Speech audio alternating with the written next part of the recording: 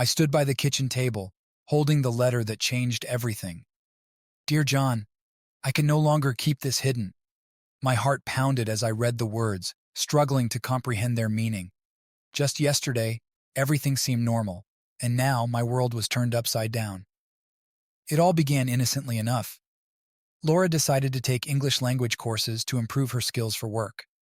At first, I admired her dedication. She was always eager to learn new things, and I thought it was a great idea. But soon I noticed changes in her behavior that I couldn't ignore. Laura started spending more and more time at her classes. She would come home later than usual, always with a new excuse. Extra practice, she would say, or a study session with my teacher. I wanted to believe her, but something felt off. She often spoke highly of her instructor, Michael.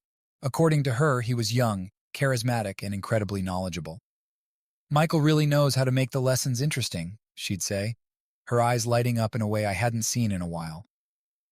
One evening, I decided to surprise her by picking her up after class. When I arrived at the school, she was nowhere to be found. An hour later, she walked through our front door, breathless and full of apologies. Michael and I got caught up in a discussion, she explained. I tried to brush it off, but a seed of doubt had been planted. Then there were the small, forgotten details. While cleaning, I found 2 movie tickets in her bag, dated a week ago, a night she claimed to be at her language course. When I confronted her, she shrugged it off, saying a friend had given them to her, but she never mentioned going. Our mutual friend Tom once mentioned, almost offhandedly, that Laura had told him how much Michael was helping her, not just with English, but with everything. Tom didn't think much of it, but it nagged at me.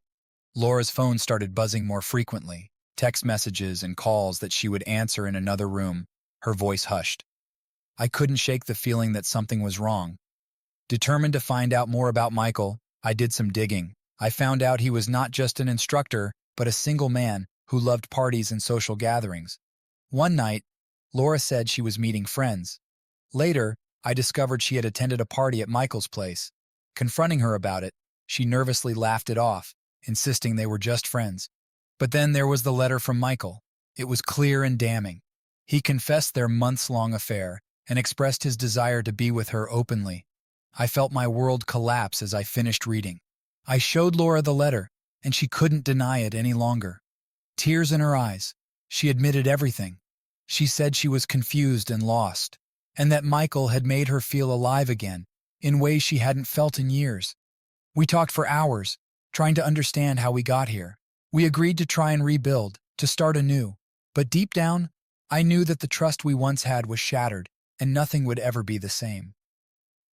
Laura and I were sitting in the living room, the letter from Michael still on the coffee table between us. The silence was heavy, filled with unsaid words and unresolved emotions. I looked at her, searching for the woman I had fallen in love with years ago, but all I could see was the betrayal. How did it start? I finally asked, breaking the silence. My voice was steadier than I felt. She took a deep breath, wiping away the tears that had streaked her face. It started out so innocently, John. I swear, I was just trying to improve my English for work. Michael was a great teacher, and I felt like I was making real progress. I nodded, encouraging her to continue. But, it changed. At first, it was just extra help after class. Then we started meeting for coffee to go over assignments. He was so easy to talk to, and he understood things about me that I hadn't even realized myself. Her words cut deep. Did you ever think about us? About what we have? Of course I did, she said, her voice breaking. I never wanted to hurt you. I was just lost. You were always so busy with work, and I felt like we were drifting apart. Michael was there and he made me feel special. I felt a mix of anger and sadness. Why didn't you tell me you felt that way? We could have worked on it together. I tried, John. I really did. But every time I brought it up, you were too tired or too distracted. I didn't know how to reach you anymore. Her words stung because I knew there was some truth to them. I had been consumed with work, trying to build a better future for us. I thought I was doing the right thing, but in the process, I had neglected the most important part of my life, our relationship. Did you love him? I asked, dreading the answer. Laura looked down, unable to meet my eyes. I don't know. It was infatuation, excitement. He made me feel alive in a way I hadn't in a long time. But love? I don't think so. Not the way I love you. I wanted to believe her, but the wound was too fresh. So what now? What do we do from here? She reached out and took my hand, her touch both familiar and foreign. I want to fix this, John. I want to rebuild what we had. If you'll give me the chance, I'll do whatever it takes. I looked at her, searching for the sincerity in her eyes. I saw it there, but I also saw fear and uncertainty. This wasn't going to be easy, and the road ahead was uncertain, but I knew one thing for sure. I still loved her, despite everything. Okay, I said finally. We'll try, but it's going to take time, and it's going to be hard. Laura nodded, tears of relief streaming down her face. I know. Thank you, John. I promise I'll do everything I can to make this right. We sat there in silence, holding hands, trying to find comfort in each other's presence. The trust was broken, but maybe, just maybe, we could find a way to rebuild. In the days following our painful conversation, Laura and I tried to navigate the murky waters of our relationship. Each day felt like a tentative step on fragile ice, and the weight of her betrayal hung over us like a dark cloud. I threw myself into work, seeking distraction in the chaos of deadlines and meetings, but the thought of Laura and Michael was never far from my mind. One evening, about a week after we decided to try to rebuild, Laura came home late again. I was in the living room, nursing a glass of whiskey and staring blankly at the TV, which was playing some old rerun I wasn't really watching. Hey, she said softly, setting her bag down by the door. Hey, I replied, trying to keep my voice neutral. She walked over and sat next to me, the tension between us palpable. John, I know things have been hard, but I want to show you something. I turned to look at her, skepticism creeping in. What is it? She pulled out a small leather-bound notebook from her bag and handed it to me. This is my journal. I started writing in it when I began the classes. It's all there, everything I felt, everything that happened. I want you to read it. I want to be completely open with you. I took the journal, feeling its weight in my hands. Are you sure? Yes, she said firmly. If we're going to get through this, you need to know everything.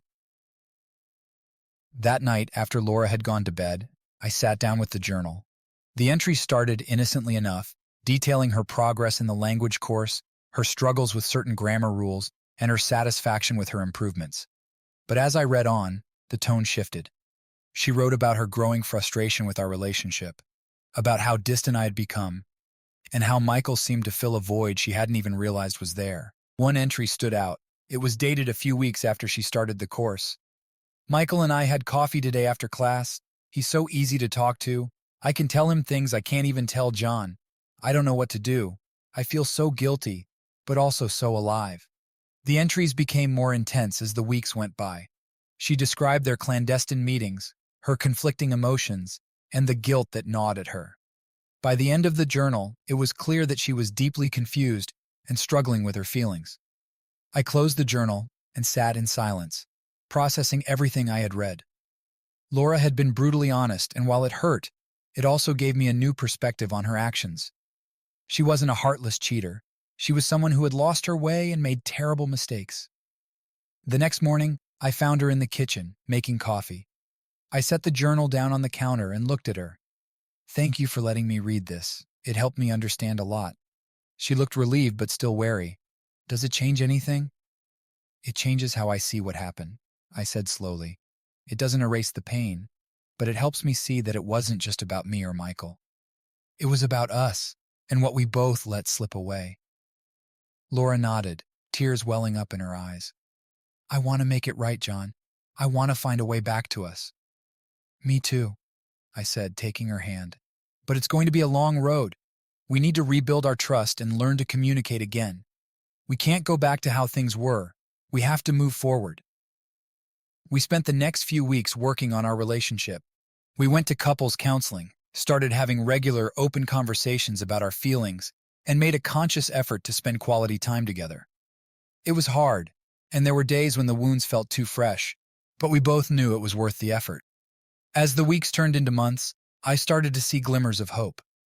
Laura and I were slowly finding our way back to each other. The trust was still fragile, but with each honest conversation and shared experience, We were laying the foundation for something new, something stronger. It wasn't perfect, and it never would be. But it was real, and for the first time in a long time, I felt like we had a chance. We were rebuilding, one day at a time, and as long as we had each other, I believed we could make it through. One evening, as we continued to navigate our way through the aftermath of Laura's affair, I decided to visit her language class. It wasn't a planned move, more of a spur-of-the-moment decision fueled by curiosity and a need to understand what had drawn her to Michael. I wanted to see for myself the environment where everything had started. I arrived at the language school a few minutes before her class ended. The building was old but well-maintained, with brightly colored walls adorned with posters of famous landmarks and motivational quotes in English. I found a seat in the waiting area, pretending to read a magazine while I observed the students as they filed out of their classrooms. Eventually, Laura's class ended, and I saw her emerge with a small group of students, all chatting animatedly. She looked surprised to see me, but smiled nonetheless. "John, what are you doing here?" she asked, genuinely curious. "I thought I'd surprise you," I said, trying to keep my tone light. "I wanted to see where you've been spending so much of your time." Her smile faltered slightly, but she nodded. "I'm glad you came. Would you like to meet Michael?" I hesitated but nodded. "Yeah, I think I would." Laura led me to a small office at the end of the hallway. She knocked on the door, and a moment later, it swung open to reveal Michael. He was exactly as she had described, young, charismatic, with an easy smile that seemed to light up the room. "Michael, this is my husband, John," Laura said, her voice steady but tinged with an undercurrent of tension. Michael extended his hand, and I shook it, trying to hide my conflicting emotions. "Nice to meet you, John. Laura has told me a lot about you." "Nice to meet you too," I replied, though the words felt hollow. I struggled to maintain my composure, wanting to avoid an awkward scene. "Laura, if you don't mind, I'd like to speak to Michael for a moment," I said, surprising both of them. Laura looked worried, but Michael nodded. "Of course. I'll just wait outside," Laura said, giving me a hesitant smile before leaving the room. Once the door closed, I turned to Michael. "Look, I'm not here to cause trouble. I just want to understand." Michael nodded, his expression serious. "I understand, John. I never intended for things to get out of hand. It started as a friendship, and I let it become more. For that, I'm truly sorry." "I appreciate your honesty," I said, though my voice was strained. "But I need to know, was it worth it? Was what you had with Laura worth the pain it caused?" Michael looked down, clearly uncomfortable. "No, it wasn't. I got caught up in the excitement and the connection we had, but it wasn't worth hurting you or Laura. I've regretted it ever since." I studied him, searching for any sign of insincerity, but found none. "We're trying to rebuild our marriage," I said finally. "I don't know if we'll succeed, but we're giving it our best shot." Michael nodded. "I hope you do. Laura deserves happiness, and so do you. If there's anything I can do to help, just let me know." I shook my head. "Just stay away from her. We need to figure this out on our own." "I understand," he said quietly. "And I will." I left his office, feeling a mix of relief and lingering anger. Laura was waiting in the hallway, her eyes searching mine for any hint of what had transpired. "How did it go?" she asked cautiously. "It was enlightening," I replied. "Let's go home." As we walked to the car, Laura slipped her hand into mine. It was a small gesture, but it meant the world to me. We were still fighting for our marriage, and despite the challenges, I felt a renewed sense of hope. Meeting Michael had given me some closure, and now it was up to Laura and me to move forward, together. That night, as we sat in the living room, Laura looked at me with a determination I hadn't seen in a long time. "John, I'm committed to us. Whatever it takes, I want to make this work." I nodded, feeling the same determination. "Me too, Laura. We'll get through this, one step at a time." We were far from perfect, and the road ahead was still uncertain. But for the first time in months, I felt like we had a real chance, and that was enough to keep us going. As the weeks turned into months, Laura and I found ourselves gradually rebuilding the fragile trust that had been shattered. Our days were filled with small, deliberate efforts to reconnect, shared meals, evening walks, and deep, honest conversations that often left us emotionally drained, but closer to understanding each other. One Friday evening, Laura came home with a small gift box. She handed it to me with a shy smile. I know it's not much, but I wanted to do something special. Curious, I opened the box to find 2 tickets to a weekend retreat in the mountains. It was a couple's retreat focused on healing and communication. I thought it might help us, she said softly. A chance to get away and really focus on us. Touched by her thoughtfulness, I agreed. That weekend, we packed our bags and drove to the retreat. The drive itself was peaceful, the silence between us no longer uncomfortable, but rather a shared space of anticipation and hope. The retreat center was nestled in a serene forest, surrounded by towering pine trees and the soothing sounds of nature. The first evening, we gathered with a small group of other couples around a campfire.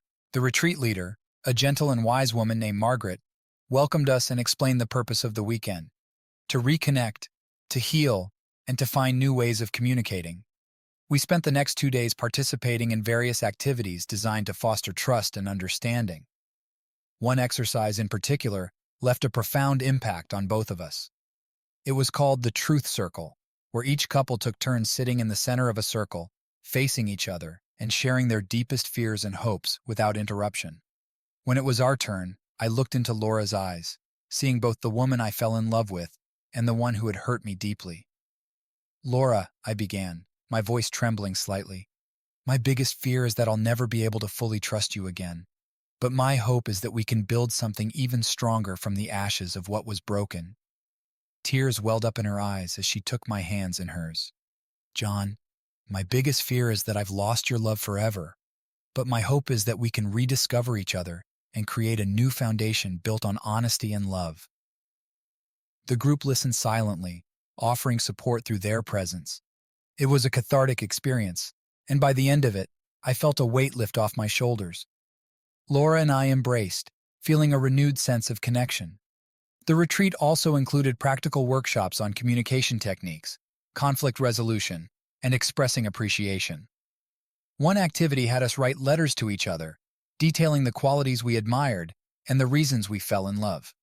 Reading Laura's letter brought back memories of our early days together, reminding me of the love that still existed beneath the pain.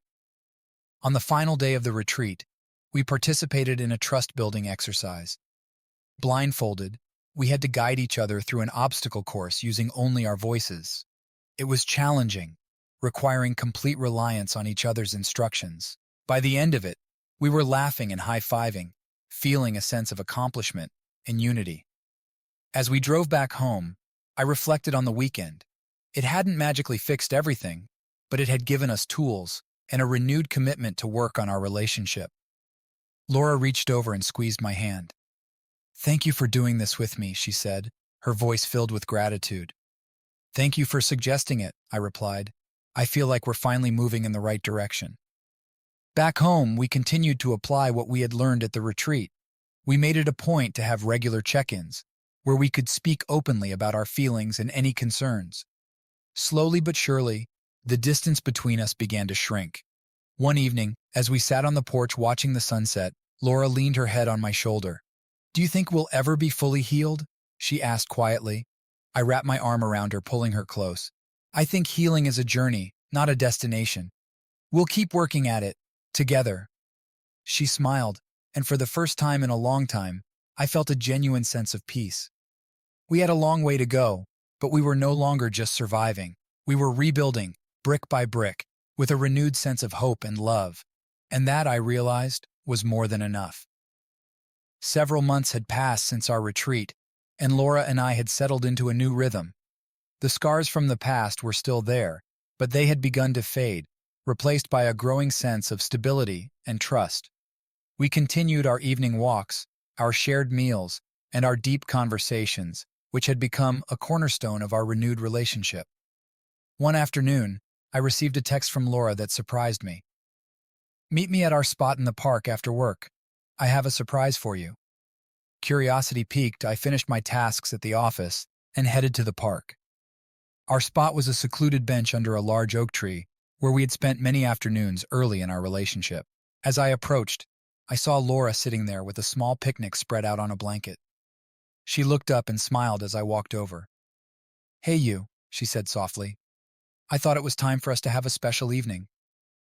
I sat down beside her, taking in the thoughtful array of our favorite snacks and a bottle of wine.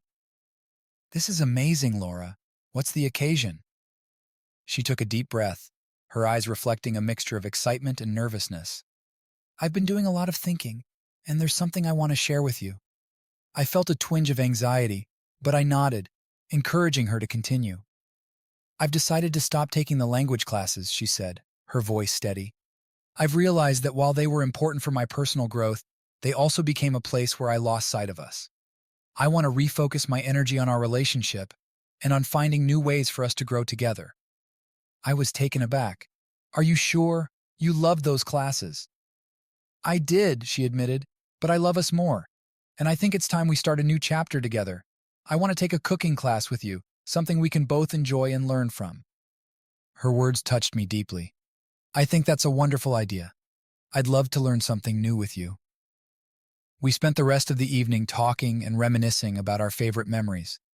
As the sun set and the sky turned shades of pink and orange, I felt a sense of contentment and hope that I hadn't felt in a long time.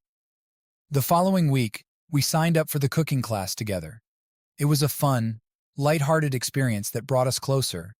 We laughed at our mistakes, celebrated our successes, and enjoyed the process of creating something together. One evening, after a particularly successful cooking session, Laura suggested we invite our friends over for a dinner party to showcase our newfound skills. I agreed, and we set a date for the following weekend. The night of the dinner party arrived, and our home was filled with the comforting sounds of laughter and conversation. Our friends, including Tom, gathered around the table, savoring the dishes we had prepared. It felt like a celebration of not just our culinary efforts, but of the journey we had taken to get here. After dinner, Tom pulled me aside. "You and Laura seem really happy," he said, his voice filled with genuine warmth. "It's great to see you both doing so well." I smiled, feeling a sense of pride. "We've been through a lot, but we're stronger for it. It's been a long road, but it's worth it." Later that night, as we cleaned up the remnants of the party, Laura looked at me with a contented smile. "I'm so glad we did this," she said. "It feels like we're finally in a good place." I nodded, pulling her into a hug. "We are, and I'm excited for what's next." As we stood there holding each other in the quiet of our home, I realized just how far we had come. The pain and betrayal were still a part of our story, but they no longer defined us. We had chosen to rebuild, to forgive, and to love each other more deeply than before.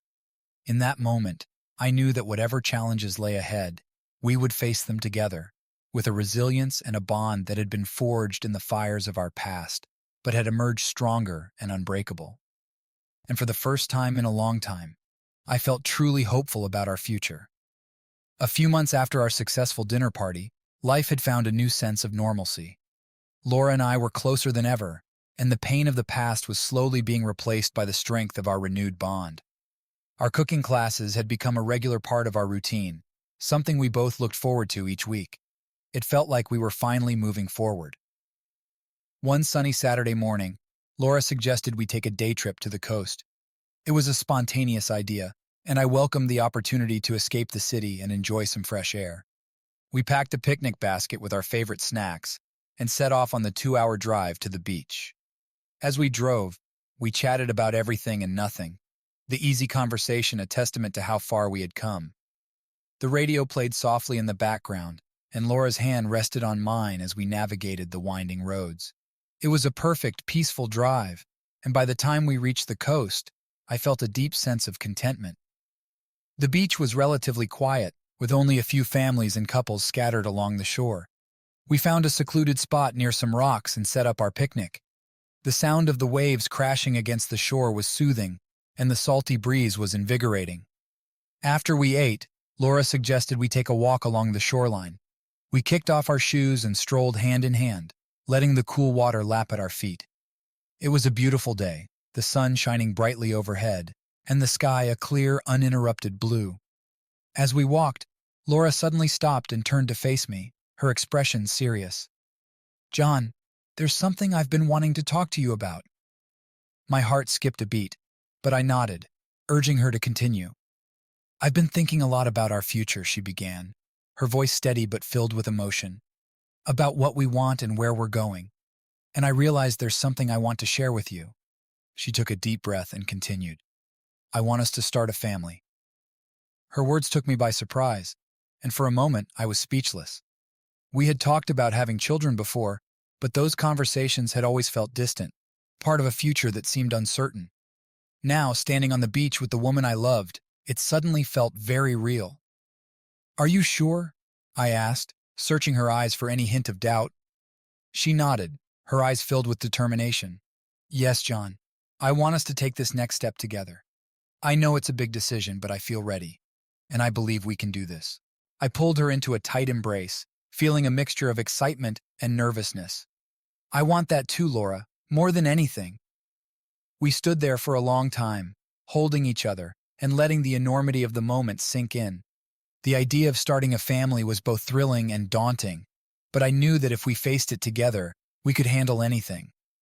Over the next few weeks, we talked more about our plans for the future. We visited doctors, started making preparations, and shared our hopes and fears with each other. It was a time of excitement and anticipation, but also one of deep reflection. One evening, as we sat on the porch watching the sunset, Laura turned to me with a thoughtful expression. John, I know that our journey hasn't been easy, but I believe that everything we've been through has made us stronger, and I think we're ready for this next chapter. I nodded, feeling the same sense of conviction. I think so too. We've come a long way, and I can't wait to see what the future holds for us. As the sun dipped below the horizon, casting a warm glow over everything, I felt a profound sense of gratitude. Our path had been filled with challenges, but we had faced them together, and now we were ready to embark on a new adventure. Starting a family was a big step, but it was one we were taking with open hearts and a renewed sense of love and commitment. And as long as we had each other, I knew that we could face anything that came our way. With the decision to start a family firmly in our hearts, Laura and I threw ourselves into preparing for this new chapter. We visited doctors, read countless books, and made sure our home was ready for a baby. The anticipation and excitement brought us even closer, and our days were filled with joyful planning and dreaming about the future. One Saturday morning, Laura and I decided to attend a baby fair in the city. The event promised to be a treasure trove of information and resources for soon-to-be parents, and we were eager to soak it all in. As we walked through the bustling convention center, we were greeted by friendly vendors offering everything from cribs to baby monitors. We attended several informative sessions on parenting, childbirth, and infant care. Each session left us feeling more prepared and excited. One particular workshop on early childhood development caught our interest, and we decided to sit in. The speaker, a renowned pediatrician, spoke passionately about the importance of creating a nurturing environment for a child's growth. She emphasized the role of both parents in fostering a sense of security and love. As she spoke, I felt a deep sense of commitment to being the best father I could be. After the workshop, we wandered through the various stalls, picking up pamphlets and brochures. We came across a booth offering parenting classes, and Laura signed us up for a weekend course. I think this will be really helpful, she said, smiling up at me. I agree, I replied, feeling grateful for her enthusiasm and dedication. As we continued exploring, we found ourselves at a booth selling adorable baby clothes. Laura's eyes lit up as she picked up a tiny onesie. Look how cute this is, I chuckled. It's hard to believe we'll have someone that small in our lives soon. We bought a few items, unable to resist the temptation, and left the fair feeling both excited and overwhelmed. The reality of becoming parents was sinking in, and we were ready to embrace it wholeheartedly.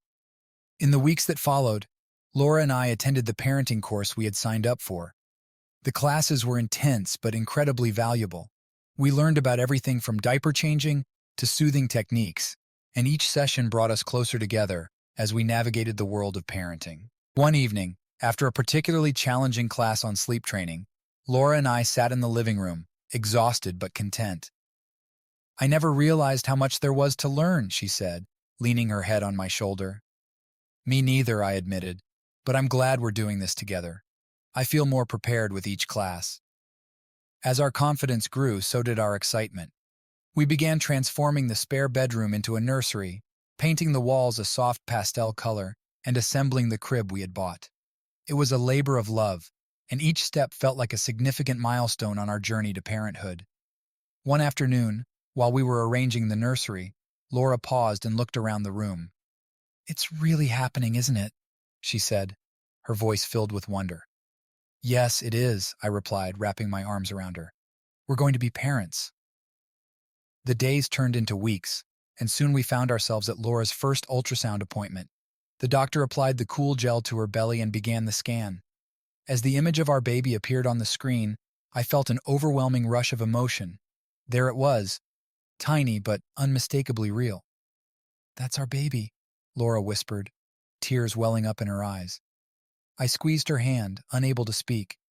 The moment was surreal, and I felt a profound sense of awe and responsibility. As the weeks passed, Laura's pregnancy progressed smoothly. We attended regular checkups, and each visit reinforced our excitement and anticipation. We shared the news with our friends and family, who were overjoyed for us. Tom, in particular, was thrilled and promised to be the best uncle our child could ever have. One evening, as we sat on the porch, watching the stars twinkle above, Laura placed my hand on her growing belly. "Feel that?" she asked, her eyes shining with joy. I felt a faint but distinct movement. "Wow," I breathed. "That's incredible." "It's our baby, letting us know they're there," she said, smiling. In that moment, I felt an overwhelming sense of connection, not just to our unborn child, but to Laura and the future we were building together. The journey we had been on, with all its challenges and triumphs, had led us to this point. And as we sat there, hand in hand, I knew that whatever lay ahead, we would face it together, with love and unwavering commitment. The anticipation of welcoming our child into the world filled our days with joy and purpose. We were ready for this new adventure, ready to embrace the challenges and cherish the moments. And as long as we had each other, I knew that our family would be strong, resilient, and filled with love. As Laura's pregnancy progressed, we settled into a new routine of excitement and preparation. Each milestone brought us closer to the arrival of our baby, and our bond grew stronger with every passing day. We continued our cooking classes, our evening walks, and our deep conversations, savoring these last months of being just the two of us. One evening, Laura and I were sitting on the porch, enjoying the warm summer air. She had been feeling the baby move more frequently, and every kick and flutter filled us with awe. We talked about our hopes and dreams for our child and how we wanted to create a loving, supportive home. "Do you ever think about names?" Laura asked, her hand resting on her growing belly. "All the time," I replied, smiling.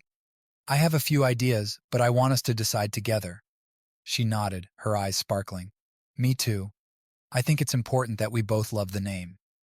We spent the next hour tossing around names, laughing at some of the more unconventional ones, and seriously considering others. It was a joyful, bonding experience, and by the end of it, we had a short list of favorites. As the weeks passed, our excitement grew. We took birthing classes, decorated the nursery, and stocked up on baby supplies. Every day brought us closer to meeting our child, and we could hardly contain our anticipation. One Saturday afternoon, Laura suggested we take a day trip to the countryside.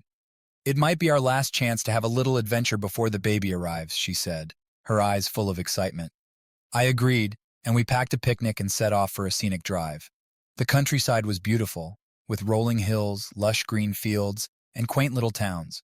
We found a perfect spot by a serene lake and spread out our picnic blanket. As we enjoyed our lunch, Laura leaned back and closed her eyes, soaking in the warmth of the sun. "This is perfect," she said softly. "I'm so glad we did this." "Me too," I replied, taking her hand in mine. "It's nice to have a little getaway, just the two of us." We spent the afternoon exploring the area, taking leisurely walks and enjoying the peaceful surroundings.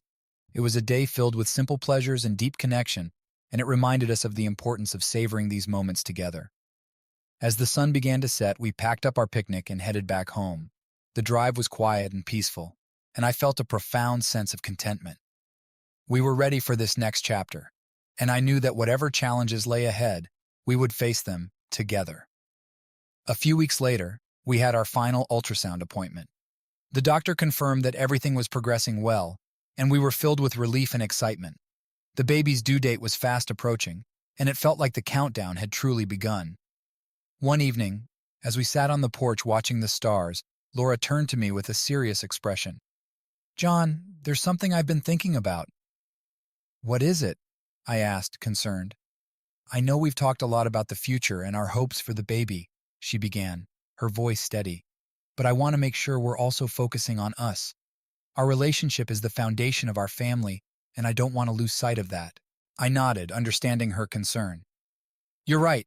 It's important that we continue to nurture our relationship even after the baby arrives. She smiled, looking relieved. I'm glad you feel that way. I was thinking we could set aside some time each week for just us, even if it's just a quiet evening together after the baby is asleep. I think that's a great idea, I agreed.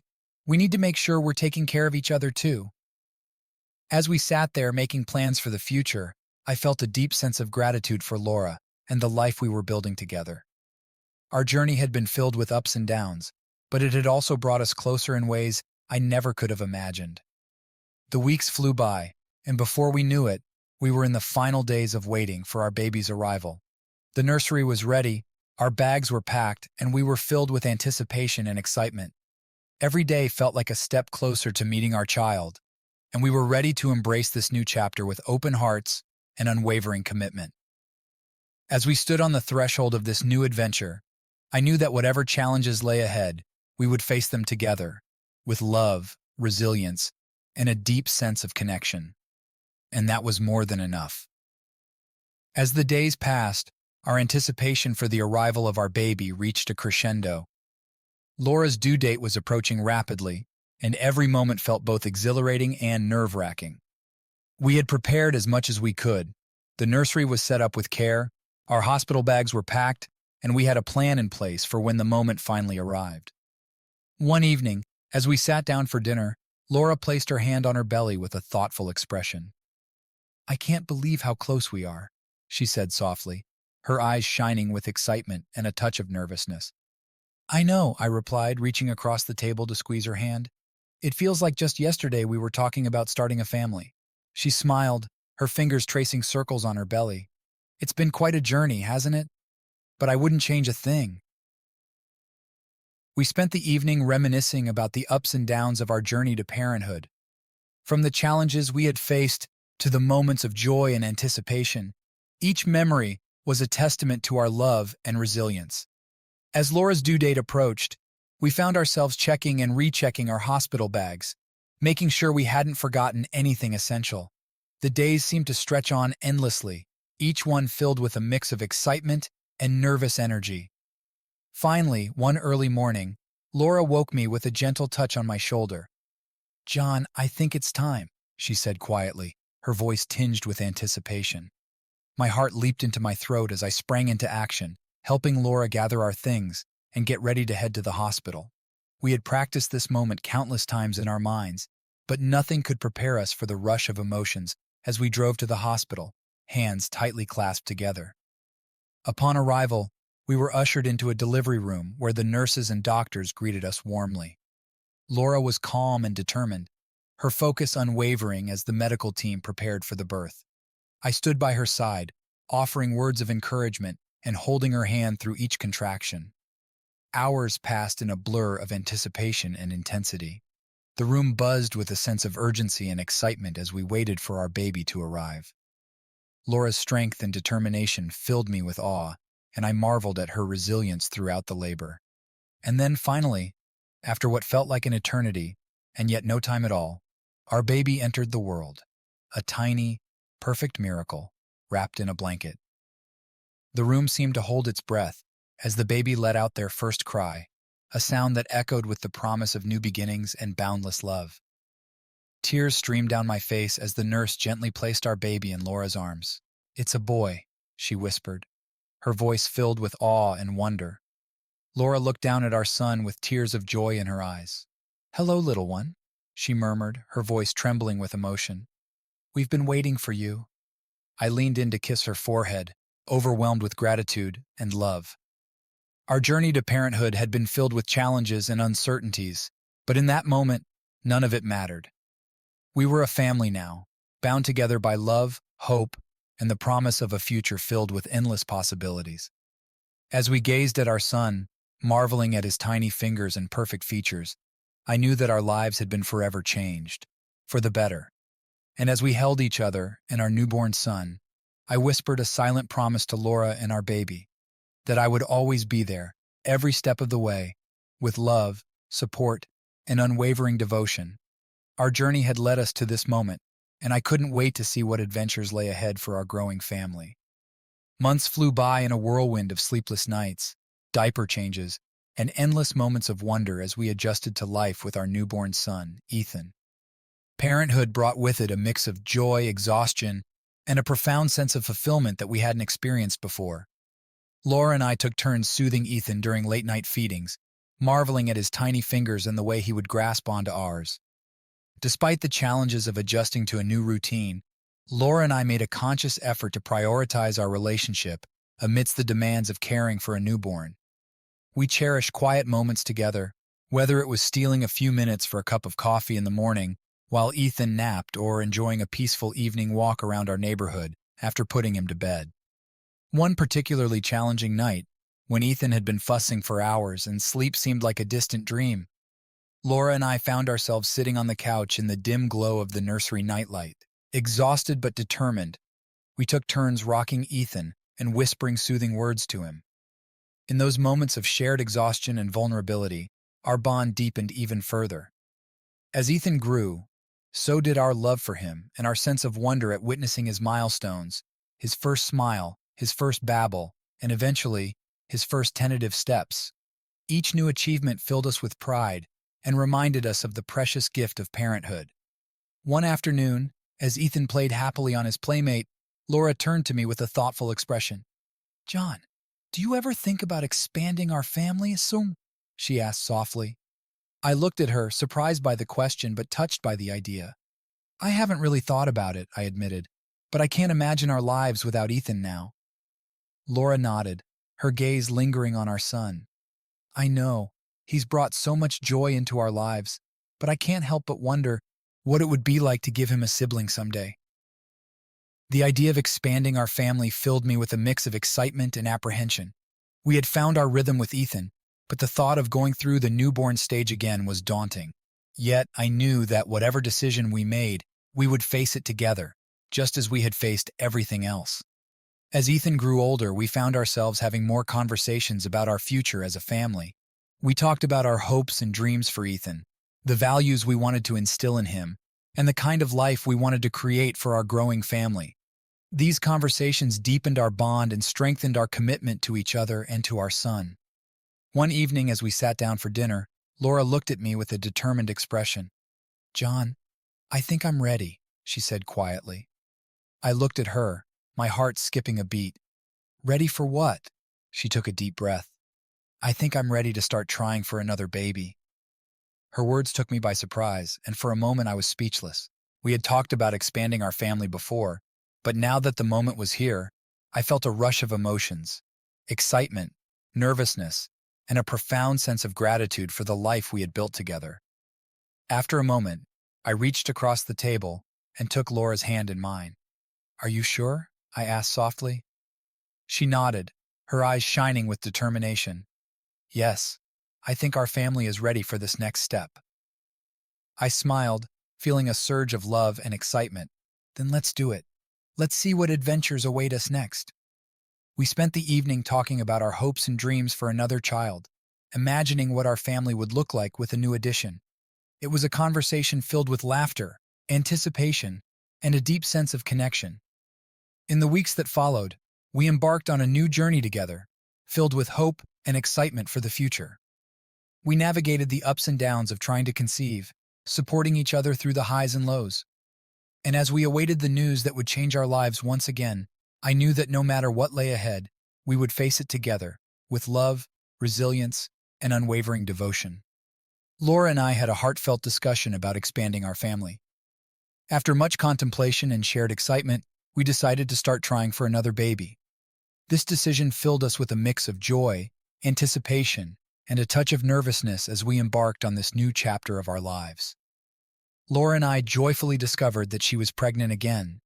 We prepared eagerly for the arrival of our second child, balancing excitement with the responsibilities of caring for Ethan.